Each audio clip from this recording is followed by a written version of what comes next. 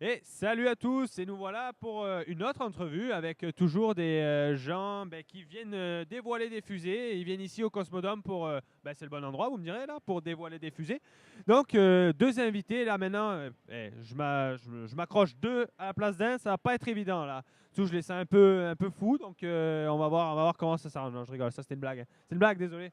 Fait que, on a Frédéric et Alex. Comment ça va, les gars? Désolé, je vais devoir faire un par un. Alors, on va commencer avec Frédéric. Ça va très bien. On est vraiment content d'être ici pour dévoiler notre prototype pour la compétition de 2016. Donc, c'est vraiment. On est dans les rushs de pré-compétition, mais on est content d'être ici.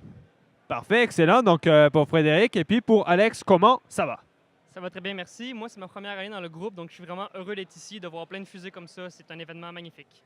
Excellent. Donc, on va le répéter, vous êtes de l'Université de Laval. Donc, vous avez fait un petit chemin pour arriver, c'est bien ça?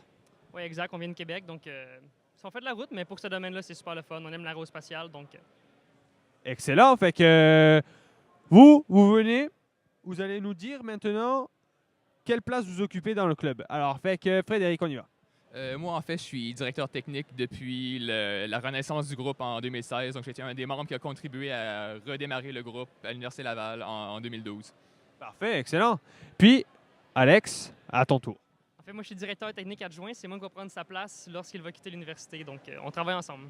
Parfait, excellent. Donc, c'est pour ça, d'où l'entrevue à deux. Puis, comme ça, il te prépare aux futures entrevues que tu vas pouvoir faire tout seul les prochaines années.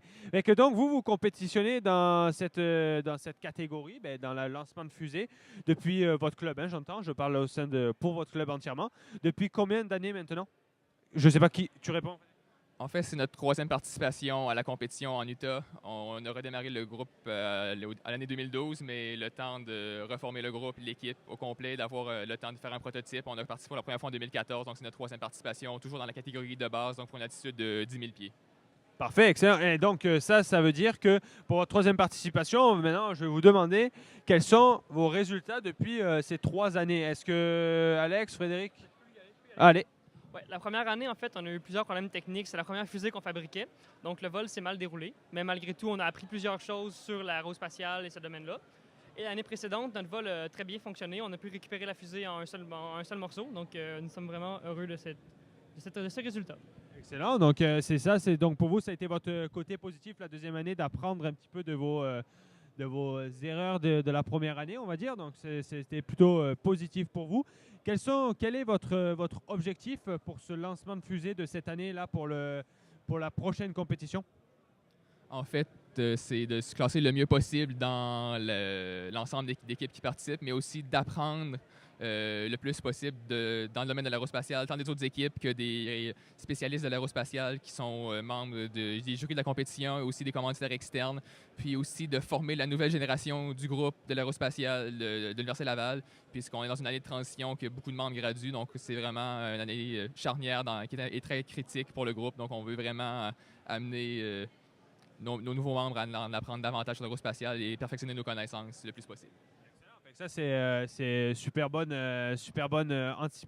objectif de groupe, de club, etc. Ça doit être très motivant de travailler dans un club comme ça. Qu'est-ce que vous pouvez nous dire sur votre équipe, justement, de cette année? Mais justement, c'est une année difficile puisqu'on est en transition. Donc, c'est vraiment un changement de direction, un changement de leader. Mais on essaie de faire le mieux possible. Puis, on a plusieurs bonnes idées pour vraiment réunir une nouvelle équipe puis pouvoir faire plusieurs années avec cette équipe-là. Puis, c'est pas mal ça. Excellent. Et donc, votre fusée, dites-nous juste quelques points caractéristiques sur votre fusée de cette année pour le lancement là, qui est dans même pas 2 semaines. Donc, cette année, on a fait une fusée qui est bâtie sur un diamètre de 6 pouces, donc environ 150 mm, une hauteur d'environ 9 pieds. On utilise un moteur commercial puisqu'on participe à la catégorie de base. Puis, c'est un moteur dans 98 mm, un moteur de catégorie de classe M pour ceux qui ont des connaissances sur les moteurs. Puis, ce qui est vraiment nouveau cette année, c'est la charge utile qu'on emploie, qui est un gyroscope à fibre optique qu'on a conçu entièrement à l'intérieur du groupe. C'est vraiment notre charge utile qui est une expérience, qui est une nouveauté pour le groupe. Parfait. Mais donc, quand tu dis, par contre, juste un petit point que je voudrais éclaircir, je ne suis pas sûr d'avoir tout saisi. Quand tu parles de moteur commercial, c'est un moteur que vous n'avez pas construit vous-même, que vous achetez directement? Exactement. C'est une compagnie, Cesaroni, qui fabrique des moteurs pour les fusées. Donc, c'est des moteurs qui sont solides, donc à poudre composite, qu'on utilise. On est en train de développer un moteur maison, en fait, mais au Québec, on a beaucoup de réglementations à propos de ça. Donc, où, à quel endroit on fait les tests, comment est-ce qu'on fait les tests. Donc, c'est un de nos objectifs pour les prochaines années, mais on doit encore lancer sur des moteurs commerciaux en raison du nombre de règles au Canada que nous devons respecter. Parfait, mais donc, par contre, est-ce que ça avait aussi un lien avec la catégorie dans laquelle vous compétitionnez? C'est-à-dire que si on augmente de catégorie, vous devez construire vous-même votre moteur? Exactement. Donc, pour la catégorie avancée qui vit d'une altitude de 23 000 pieds, les universités doivent avoir un moteur maison, donc fabriqué par l'université, par les étudiants, pour pouvoir concourir dans cette catégorie. OK, parfait. Donc, c'est l'étape future. OK, parfait. Comment vous avez trouvé, donc là, on est après le dévoilement de ces fusées. Donc, comment est-ce que vous avez trouvé ce dévoilement? Est-ce que pour toi, c'était une première fois? Est-ce que, comme tu as dit, tu as aimé ça, participer? Mais est-ce que les fusées vous ont impressionné de vos autres concurrents? Est-ce que vos concurrents vous ont quand même montré des choses qui vous impressionnent? Est-ce que vous avez pêché des idées là-dedans? Est-ce que du coup vous avez encore plus de pression pour la compétition? Comment vous avez trouvé ça, cette présentation? Bien, en fait, nous, on est un groupe beaucoup plus nouveau que les autres. Donc, c'est sûr qu'à chaque fois qu'on vient à un dévoilement, on apprend plusieurs choses d'eux. Ils ont plus d'expérience que nous. Donc, c'est vraiment le fun de voir comment est-ce qu'eux font fitter l'électronique dans leur fusée, comment est-ce qu'ils font justement le design de leur fusée. On apprend beaucoup de ça. Puis c'est très motivant. En fait, on s'entraide les équipes entre nous. Donc, c'est très motivant de voir qu'est-ce qu'ils ont réussi à accomplir. Puis ça motive pour la compétition, en fait, justement, d'aller voir participer. Parfait, ouais, donc c'est ça, ça doit être encore plus motivant. Puis la question que je pose à tout le monde, c'est que là, les deux, vous allez partir en Utah pour faire la compétition? OK, parfait. Alors pour vous, quel est le stress entre ici le dévoilement? Est-ce que vous trouvez ça plus stressant le dévoilement ou la compétition? C'est clairement la compétition parce que c'est là vraiment qu'on va voir à quel point tous les systèmes qu'on a travaillé pendant une année complète à concevoir et à fabriquer, à quel point ça va bien marcher. Donc, c'est vraiment le moment crucial, le lancement. C'est les quelques secondes pour lesquelles on a travaillé toute une année de temps. Donc, c'est vraiment le moment le plus stressant, c'est la compétition.